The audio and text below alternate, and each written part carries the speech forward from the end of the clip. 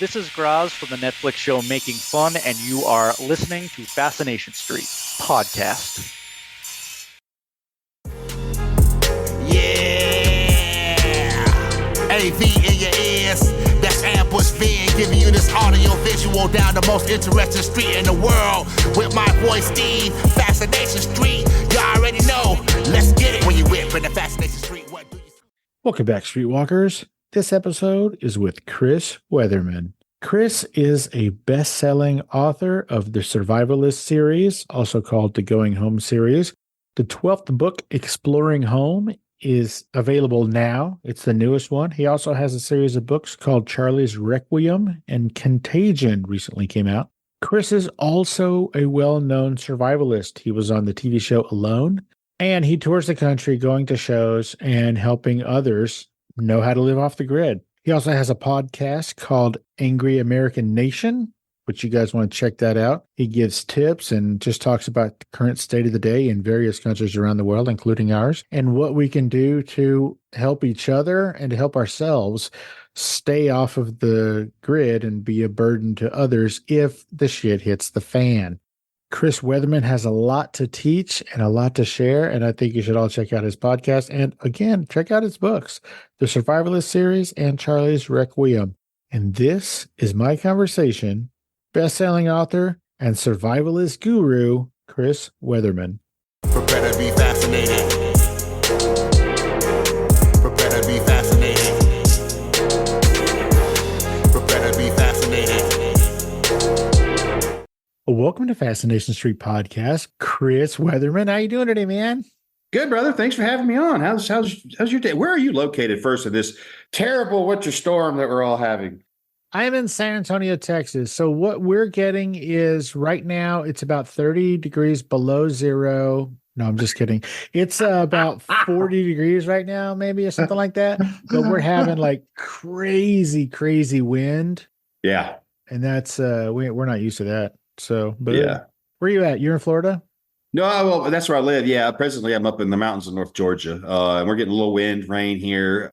I know down in Florida, it boggles my mind. They were talking about closing schools over the storm in Florida. Wow. Yeah. What's going on in Florida? Are they getting snow or wind, a little bit of rain? What are the schools made out of down there that they got to close them? Somebody's going to huff and puff and blow the schools down. Weakness or I don't know. It's I got a bread. Crackers and cookies. Yeah, they're made from saltines. If they get wet, they disintegrate. Chris, what I like to do is I like to get to know the guests from the beginning. It helps us understand how they got to where they are. Absolutely. Yeah. Where were you born and raised, man? Where'd you grow up? Orlando, Florida. Get right on out of the city. You went to a saltine school? Yeah. I went to one of the saltine schools. A bunch of them. Yeah, born and raised in Orlando. See, I left the state twice as a kid. I went to Georgia once, and I went to Texarkana once. And that was up until I was an adult. It wasn't that I left the state. And I travel a lot now, and I've subsequently lived in the Carolinas and New Hampshire and in Wyoming. And I travel all over the country on a regular basis. Like this year alone, I'm going to be, Wyoming, Montana, Texas, Utah, Nevada, Arizona, the Carolinas, possibly Maine, also Massachusetts, maybe Missouri, Arkansas. So I run around. Are you homeless? No, I have a really nice travel trailer camper. Me and my wife, we practically lived in it for 6 months in our yard. Like the house was there, but we just let's just stay in here. We like it better. Plus, my daughter and her boyfriend were having to live with us for a bit, and that was part of the reason that we decided to live in the yard.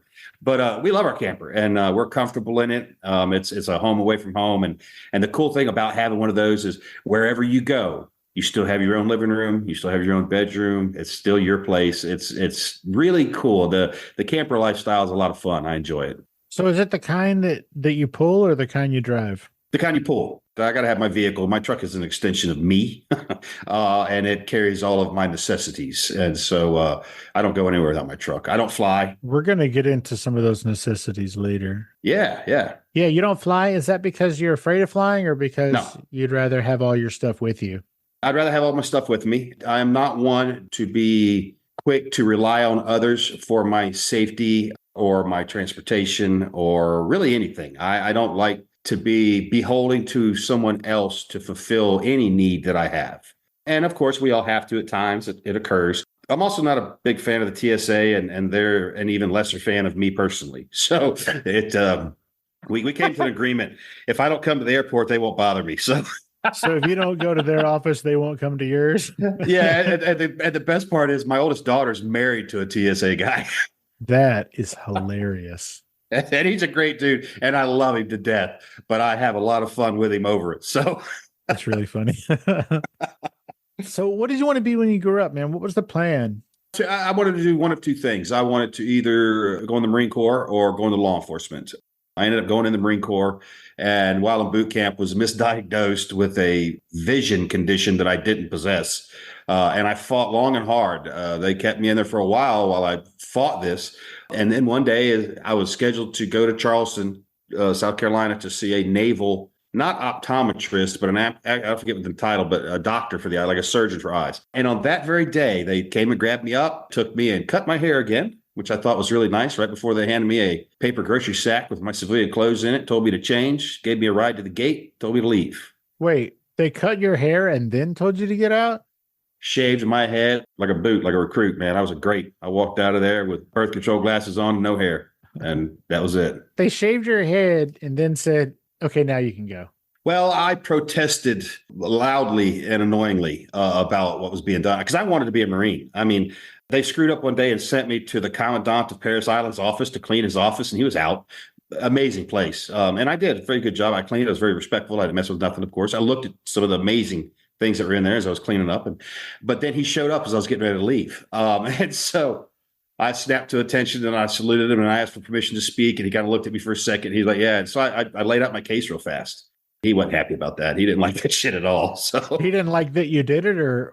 yeah, he didn't like that I approached him, I guess, or said it. And I'm like, I don't want to go home. I want to stay here. I want to be a Marine. This is what I've always wanted to do. I'm like, just give me the opportunity. And he was like, listen, son, there's a chain of command and this ain't it. Yeah, and I told him, and I said, sir, I'm doing it. I'm going through it. They say I can't qualify on the rifle range because of my eyes. I'm like, I'll go qualify today. I'll qualify every day. Just give me the chance. That's all I'm asking for. So they didn't even let you try to qualify on the range? They just said, due to your eyesight, you're not even allowed on the gun range. It was the most bizarre thing. It was a Navy, it was like a corpsman that actually said I had this, and I'll never forget it. You know, my paperwork sitting there, and he picks up this big stamp that says disqualified. Bam. And I was like, whoa, wait a minute now. Hold on. And so that it went south from there, let's just say. And then but before they eventually, I was dropped completely out of training. I was dropped out of even the medical platoons and sent to, they got a place they call casual, which is where they hold you to try to turn you into a human again before they let you loose back into the world. And sure, this is a place to pull tables and Coke machines and snack machines. And I hadn't seen nothing like that. I didn't have any money. But you know, I'm a creative fella and I know how to manipulate soda machines and snack machines, things like that to get money out of them. So every night I would empty the machines of money. And the guy would come in to refill the machines. He'd take the coin box out. And it'd be like and he'd shrug and dump it, and he'd fill the machine. And I'm going around giving money to everybody, you know, so we can play pool and drink Cokes and have snacks. I thought it was great. Love it. Yeah, and they never caught on that I was doing it either. That was the best part. I thought that was great. So, okay, so then your dreams are dashed. Well, Yeah. You had two dreams, yeah. A or B, and A got dashed. So then what? Well, then I actually I got into the fire service. I was a firefighter in the town I lived in. It was all volunteer department, but I ran an average of 250 to 300 calls a month. Believe it or not, you know, That's a lot. it was a lot. It was a whole I don't know lot. if you know, but that's a lot. That's a whole lot as a volunteer firefighter, and I got paid $5 for every call I went. Dude, you're loaded. $5 for a call. It didn't matter if you're out for 8 hours or if the call was canceled and you were on your way. You just went to the fire station and signed the books, and then you went home. And I really loved that. And I loved the fire service. It was one of the best things I ever did. I enjoyed it immensely. I took all the training I could get. I went to the State Fire College in Florida. I was skilled in high angle rescue. I'm not a certified EMT, but I had everything for it.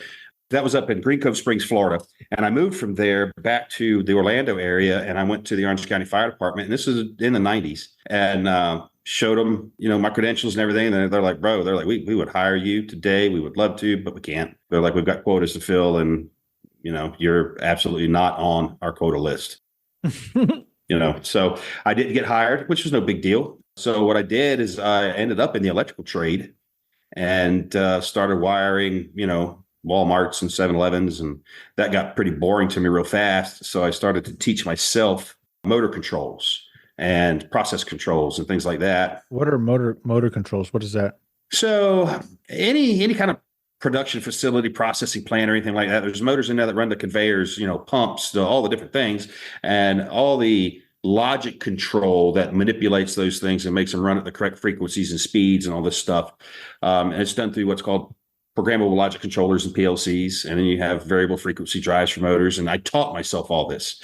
And I got into the industrial side of electrical. And when I got there, I got into high voltage electrical, and I was certified at 30 kV. I worked for power companies all over the country. I built power plants for a number of years, got into field supervision. I was a general foreman, and I didn't want to go higher than that. I didn't want to be in offices. I liked being out on the job, building the plants. I love high voltage work. It was something I really, really enjoyed doing.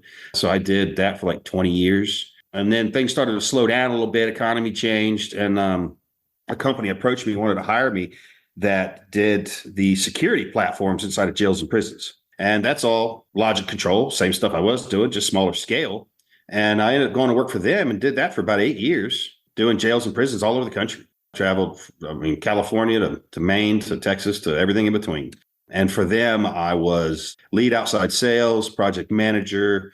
And also, I called myself their firefighter, in that if a facility was having real issues and the administration of the facility was very unhappy, as does happen when jail controls go down, those people get real angry. Real quick, I imagine. Yeah, it makes it an unsafe environment. And so when they were really, really mad, I was the guy that would show up to fix it, to take care of it, to smooth things over, to try to recover that customer and to make them happy. And I would force the company to do things they didn't want to do because it was the right thing to do. It was going to cost us money, but it was the right thing to do. Not that they were unwilling to fix things or unwilling to make things right, but I changed the tone of the company a little bit, in that even if it costs us money, the right thing is always the right thing to do, no matter what. And it was a great business. It was a great company, small family-owned outfit in Greenville, Alabama, called Montgomery Technologies Incorporated. I love those guys even to this day. I haven't worked with them in many years now. That was the last job I had. The writing was going very well. I went to him one day. My boss was the vice president of the company. He was younger than me. He was the son of the owner, but he's a great people. And I said, "Hey, Patrick," I said, I'm thinking about quitting, man. I said, "This writing gig's actually kind of working out pretty good." And he's like, "What?" He's like, "Don't do that." He's like, "Just go part-time, man. Just go part-time. Give us like 20 hours a week. Answer the phone when we call. Keep your car, keep all your stuff, keep everything. And just, answer the phone when we call." And I'm like, all right. So I did that for like 6 months and finished the book I was working on at the time, got bored and called him to say, "Hey, man, I want to come back full-time." And he's like, "When do you want to start?" I was like, "Monday." He's like, "Okay." So I went back to work full-time, did it for about a year, did another contract for books, and the numbers were in the ballpark of I don't need to actually keep a day job. This is more than my day job. And so I went up to Greenville. I said, "For real, guys, this time I quit." and left. And, since then, that was 2014 that I quit working totally. So, well, a happy anniversary. Yeah, we're coming up right on it now. Actually, it'll be it'll be in like October, I think it was, when I quit. Well, let me be the first one to say a happy anniversary. But yeah, a decade of not having to have a day job. It's love it. It's how life should be lived, honestly, in my opinion. I came to the realization of the kind of the dichotomy of life years ago, of the system that we're all plugged into. Whether you want to be plugged into it or not, you're just plugged into this thing. So like the best years of your life are from the day you're born to the day you graduate high school. You got nothing to worry about. It's all fun and games. Your biggest thing is, did I pass this year? Then maybe you go to college, but once that happens, now you got to get a job. You got to get a place to live. You got to get a vehicle. You got to start doing all things. And all these things, actually what you're doing is you're just generating debt. You become a debt servicing unit. You're going to take a job with a company that you probably have no ties to, tribal ties to, and things like that. And you'll spend your life working. You're just working. And I realized then that I didn't want to do that my whole life. And I just got lucky that this occurred and it allowed me to be able to step out of it. So I'm fortunate and lucky. This whole journey has been 100% luck. All right. Well, let's talk about this journey. Yeah. So you are an author. You have written, oh my gosh, so many books. 22 titles right now. Okay, now two of them are nonfiction, and then Yeah. the other 18 are in two different series. Oh Is no, that right? there's one main series, often referred to as the Going Home series. Penguin officially refers to it as the Survivalist Series. That has 12 books in it. The 12th one, Exploring Home, just came out. Then there's a offshoot of that I co-write with another writer called Charlie's Requiem, which is set in the same world, same thing. There's 5 books in that one right now. Then I did a standalone book called Cry Havoc, which I will be doing a sequel to, which is based on a financial kind of collapse through cyber attacks, essentially. Another little project I'm working on, I did a novella years ago that I'm finishing now out as an actual novel that'll come back out. It's hard for me to remember them all. I did a book called Hope with another writer named Jeff Hoff, great guy. That's a dark book. I like people to read that one because it's no happy endings in that one. It's a pretty rough read, but it's very realistic. At least it's called Hope. Yeah, there's a reason it's called that. But I wrote the first book when I was working on the jails, and it required me to be on the road a lot. I spent a lot of time in hotels. I mean, one year while I was doing jail work, I spent 300 nights in hotels. That's a lot of nights. It's a lot of nights, it's a lot of time from home. So I'm not the kind of guy that likes to hang out in bars and stuff like that. I prefer to grab a bottle of whiskey and sit in a hotel room. And I've been in the survivalist space for, well, a little over 3 decades now, I guess we could say. No, 4 decades. Holy hell. I'm getting old. And so I was on a survival forum, and they had a fiction section, and I was reading some of the stories, and some of them were great, and some of them were not so great. And I'm just sitting there, but I'm like, these are all kind of like missing something for me. And I just, what the hell, I'm going to write one. What is it that you think that they were missing? Do you remember? And so many of the stories I read, every time the main character faced a real adversity, whatever he needed would show up just in the nick of time. There was always the happy outcomes, or something would occur that would save them at the last second. And that doesn't happen in my books. I mean, it does, some things do occur like that, but there's a lot of stuff that are tragic. I've killed off slews of characters in horrible ways, a lot of them accidental ways, misunderstandings, simple disagreements, and then 2, just base human nature. You have a can of corn. I don't have a can of corn. One of us is going to eat it. And if I have a choice, it's going to be me. So that's human nature. And I try to keep my fiction very, very much grounded in reality, down to even the wheres, the places. They're all actual real places. I even have Google Earth files that I send out to readers where they can follow. Like the first book, Going Home, is all about the main character, Morgan. It's about his trek home 250 miles across the state of Florida when an EMP occurs. And so there's a Google file that goes with that. You can drop in Google Earth, and you can see every scene that takes place in the book, the actual place where the scene occurred. Now, the reason that you said it that way, if I understand correctly, is because you were actually on that trip. Yeah. That the day I wrote that, I had been in Thomasville, Georgia, working on the jail there. Miss Virginia runs it, great lady, and I left the jail and drove home. And I drove the very route that the main character has to walk home from, like the Tallahassee area of Florida down to Central Florida, headed east, and his car breaks down. His car stops, but he's in the prepper minded. He's got a bag in his car, and he's got a pistol, and he gets out and he starts walking. But like a lot of people, he discovers he's carrying things he doesn't need. He's not carrying things he could really use. And then dealing with, again, that base human nature of people, especially people in that kind of severe circumstance and how they react. I'm not one of those folks that believe all people are inherently good. My belief is that all people are inherently base animals and will do what they need to provide for their needs. That's just fact. We're animals, and the laws of nature apply to us like they do every other creature on the face of the earth. So that's kind of the approach I take. Again, trying to keep it grounded in reality. Nothing far-fetched. I mean, all the scenes and scenarios that occur in my books are very much realistic in that they could happen and have happened. I'm a student of history. I study civil conflict globally. I track all the stuff that's going on around the world, paying particular attention to the civilians and how it impacts them and how they meet their needs in those environments. You mentioned that you have been in the survivalist space for 4 decades. Yeah. How and why? It started out as a kid. I was a country boy, hunting and fishing and things like that were a way of life, and I got into learning primitive skills, smashing rocks together and rubbing sticks and doing things like that, making baskets out of pine needles and, working with tree saps to do stuff and, all kinds of things like that. And then living in Florida, hurricanes are a thing. They come around, so you got to be ready to deal with them. So that led into that kind of preparedness mindset. And then the two things just kind of started to mesh together into what I like to refer to today as modern survival, using the tools that we have to increase our odds of survival, but while also understanding that the knowledge, especially the old knowledge, is just as critical, and it's important to learn those things and know how to do them. Do you feel like this information, all of this learning how to be self-sufficient, do you think that has helped you, or do you think it's going to help you, or both? Oh, it's absolutely helped me. Like I said, I live in Florida. Hurricanes come through, and if a hurricane hits in my area of Florida, I know I'll be without power for 2 weeks. That's just a given. So I'm prepared for that. I've got generators. I've got other power. Oh, man, give me just a second. I got to get a power supply plugged in. My computer just popped up with a warning. Sure. All right, cool.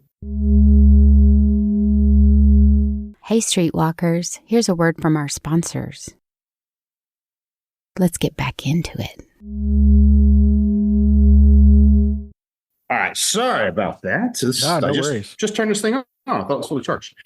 So I started to prepare to make it through hurricanes because I got really disheartened to see the long lines of people in their cars waiting to get to the head of the line to be handed their 1 or 2 gallon jugs of water and their bag of ice. So I started taking measures to ensure that I wasn't that guy. So at my house, I've got 5 generators, fuel storage, both diesel and gasoline, food storage, additional water source and supply, food storage. And since I traveled so much, it was important to me to ensure that I carried with me what I would need as well. That was just as important to me. Like a charger? Yeah. Me and technology, though, man. When I'm doing lives, and because I'm traveling too right now, and even whenever I'm traveling, I always have the hardest time. I don't know why this is acting up today, but I don't want to have to rely on others. I figure that if something bad happens and I'm one less person needing help, that's one other person who needs it that can get it a little faster, if that makes sense. Absolutely. If you pull yourself out of the mix, that leaves room for somebody else. Exactly. Yeah. If I can remove my family from the equation of needing support, then that's support that somebody else can get. Sure. That makes sense. So you sort of became famous as a survivalist. That seems like a pretty solitary experience. How do you become famous? How do you become famous by living off the grid or whatever? I really don't know. I was really active on a lot of forums many years ago. I'm not active on any of them anymore. I don't mess with that stuff. But I guess famous, I don't know. I became known. A lot of people write in this space these days. When I came out with my book, there was only a couple of books in this space. One was 1 Second After by Bill Forstchen. The other was Patriots. And then my book hit. And a crazy thing happened after my book hit. A lot of people looked around and were like, if this guy can write a book, I can write a book. And now there's hundreds of people writing in this space. But the biggest difference that I would say between me and a lot of them, not all of them, but a lot of them, is that I do this stuff. I don't just watch YouTube videos and read stuff. I actually live it. I do it. I know how to do these things. I'm not the best at all of it by any stretch of the imagination, but I can do it. I'm one of those guys. You can drop me in the woods and I'll come out, And if I have knowledge that's about to occur, then I'll be comfortable in it, while I'm out there as well. And if I don't have that knowledge, I'm going to be uncomfortable, but I'm still going to come out because there's a difference between uncomfortable and dead. People need to kind of wrap their heads around that one. Most folks can't connect the dots of just because the power's out and the AC doesn't work or the heat's gone doesn't mean you're going to die. You're just going to be really uncomfortable. And I think people need to get comfortable with the idea of being uncomfortable because, it's going to happen to you at different times for different reasons. Sure. And you can still get through it. Now, I think you called it the Going Home series, but most people, I think, know it as the Survivalist series. Yeah, that's what Penguin calls it. So before being a best-selling author, you were known for your survival skills. Yeah. This is going to sound crazy, but why did you decide to write in this genre? I mean, you worked in firefighting for a while. You worked in prisons. Why didn't you decide to write in those spaces? Why did you decide to write in the survivalist area? Here's the best way I can answer it. And this is going to sound silly, but if you follow for just a second, you'll catch on. You've heard me mention laws of nature a couple of times, and the fact that humans were base animals. And in reality, we are nothing more than another mammal crawling around on the face of this rock like every other animal on this planet. But we have pigeonholed ourselves into that most people, most humans now, at least in developed countries, can no longer exist in their natural environment, which is nature. Okay. They can only exist in a wholly artificially created environment of their own creation. We have this beautiful, intricately timed, built society that is solely dependent on electricity, number one, first, which means we're dependent on fuels of various types. And if you take the average person and you drop them into their natural environment, they will soon perish. That's a sad state of affairs, in my opinion, because bad things are going to happen.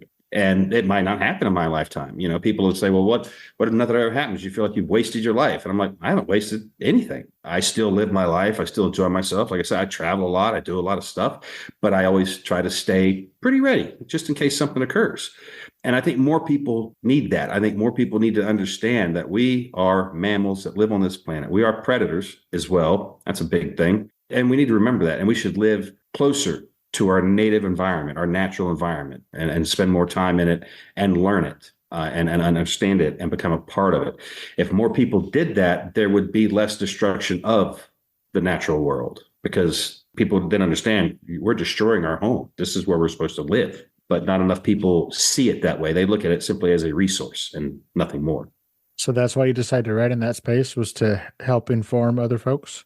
Yeah, just try to bring it out a little bit more, and plus they say, write about what you know. I mean, I could write about building power plants, but that's pretty boring. Nature's a lot more fun. You never know what Mother Nature's got in store for you. Yeah, no kidding. And to try to encourage people to get out there. And there's a lot of interest in it. The prepper survival space, whatever you want to call it, has been pretty hot since about 1990, really. It's been a big thing, and it's still growing, and we see need for it. You can look around the world and see the need for it. Venezuela, look at Israel, what's going on there right now, Ukraine, South Africa at the moment, it's looking like our future. South America, the problems that they're having, China and their issues. And it just makes sense to be a little bit prepared to look ahead for yourself, and therefore, when you're taking care of yourself, you're taking care of others by not being a burden upon them. Love that. Now, I've heard the series described as, quote, post-apocalyptic fiction. Yeah. Do you agree with that adjective, or how would you describe your series, this particular series, the Survivalist series? Oh, I would absolutely go with post-apocalyptic, because in this modern world, like we just described, the loss of electricity, that one sole thing, if electricity was to vanish from the face of this earth, masses would perish. I mean, the death toll would be in the billions if it happened globally. If it occurred, there's predictions that in the first 90 days, I think it is, of grid down in this country, if the power is to stay out for 90 days, I think it is, the estimates range everywhere from 50 to 90% of the population would be dead. Well, especially during this crazy winter storm we're having right now. Well, yeah, but we'll get blown to death by all this wind.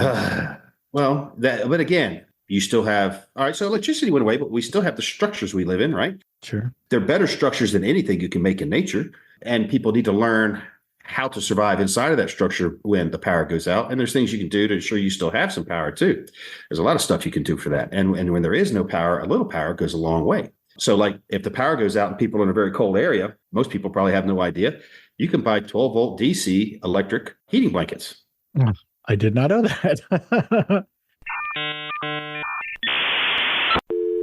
Well, as you could probably tell from tidbits earlier in the episode, I guess living the life of a survivalist out in the middle of nowhere while you're traveling is not very conducive to holding a Zoom interview. So, we did lose our connection. We weren't able to get it back. We decided to just roll without it.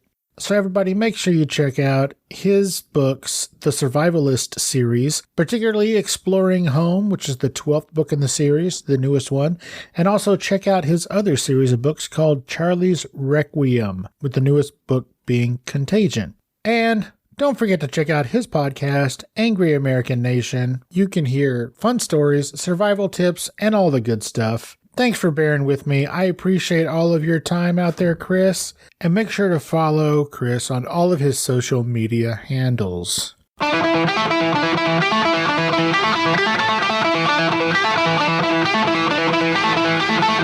Opening music is the song FSP Theme, written, performed, and provided by Ambush Vin. Closing music is from the song Say My Name off the 2021 album Underdog Anthems, used with permission from Jax Hollow. If you like the show, tell a friend.